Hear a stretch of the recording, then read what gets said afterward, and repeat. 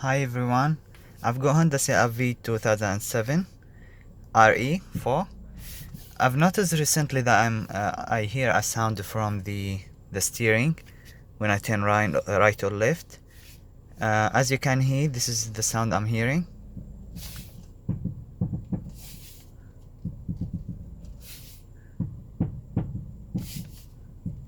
It's a weird sound actually. Um,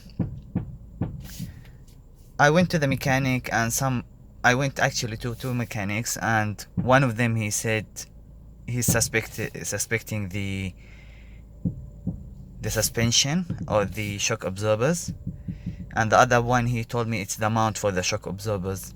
So I've already ordered the parts from the shop, and in another few days I'm going to replace the whole shock absorbers with the mounts on top, in addition to the right and left sway bar.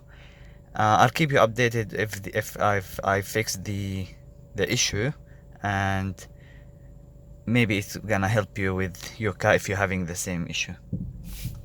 Thank you.